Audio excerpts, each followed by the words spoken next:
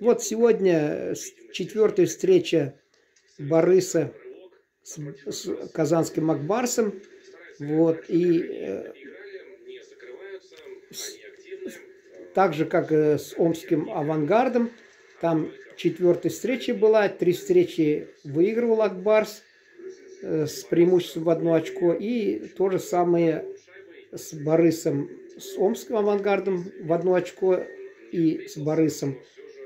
Крепким орешком является Борис, несмотря на последнее место в конференции. Особенно у них здорово играет вратарь, вообще замечательный у них вратарь. Вот. И мы думали, дежавю, наверное, будет, потому что вот когда с омскими хоккеистами наш Ак Барс играл, то 2 наши забили шайбы, а потом откат пошел в обратную сторону, и наши 4 пропустили. И так мы 4-ю встречу проиграли. Вот в игре с казахстанским Борисом тоже ощущение было дежавю. Тоже 3 встречи наши выиграли с небольшим преимуществом, потому что Борис, он команда очень сильная, крепкая, просто как-то у них не везет в этом сезоне. Третий уже тренер. Вот. И та же самая история была. 2 забили, потом, значит, казахстанцы 1 шайбу отквитали, когда были в большинстве. Вот, хочу сказать, что вот Мифтахов у нас появился, он последний раз играл 28 декабря. Вот, и у нас появился Петров. Так что я могу сейчас повторять, как свое любимое, повторять Радулов, Петров, где ваши голы. Вот, ну, игра как складывалась. Удаление было у Бориса через 5 минут буквально. И за 5 секунд наши Юдин, кажется, да, Юдин забил в ворота Бориса. А потом, значит, через 13 минут Кирилл Семенов забил и стал 0-2, как я уже говорил. Ну, все, вроде наши расслабились, что ли, получается. И вот когда у нас там свалил наш человек, там, Лукаянов. Вот, и 14 секунд оставалось до конца первого периода, и казахстанский Борис 1 шайбу нам забил. Показал, что казахский Борис, он серьезный соперник, с ним нельзя расслабляться, нельзя почивать на лаврах. Вот, ну а потом что, в общем-то, у нас игра как пошла дальше.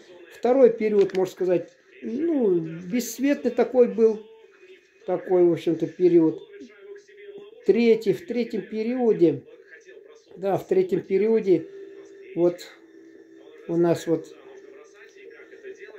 удалялись наши, как и во втором тоже, и вот у нас как-то удачно сложилось, что Миллер наш забил. Получилось, у нас счет получился 1-3, так что дежавю не оправдался этот, как было в этом с омским Авангардом. Ну, еще раз хотел сказать, казахстанский Борис — это очень серьезная команда, и Ак Барс, видимо, все-таки готовился морально к этой игре. И вот что удивительно, то, что дружественные наши, скажем, народы, поэтому это сказалось вот в игре. Никаких драк, слава богу, как говорится. Борис вообще, у них вратарь замечательный, и они играли сегодня исключительно на высоком уровне. Но Борису не повезло, конечно, потому что Ак Барс был заряжен, ему нужно 4-ю хотя бы строчку занять в конференции. Так что, несмотря на то, что Борис показал зубы Барсу, но все-таки удача спортивная сегодня была на стороне Ак Барса в 4-й раз. Но это не умаляет ни в коем мере мастерство казахстанских игроков, мастерство Бориса, особенно их вратаря, голкипер, в общем.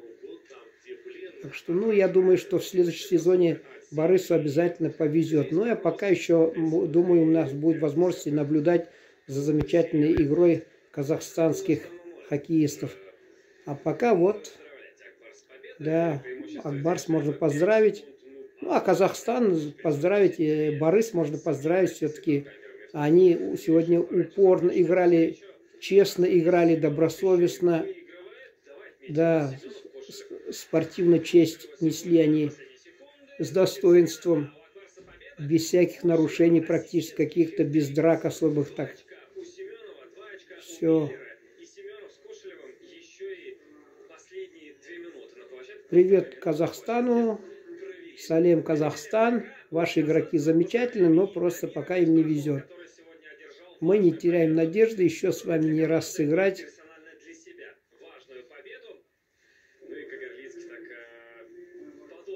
А вот вратарь замечательный у них, у казахстанских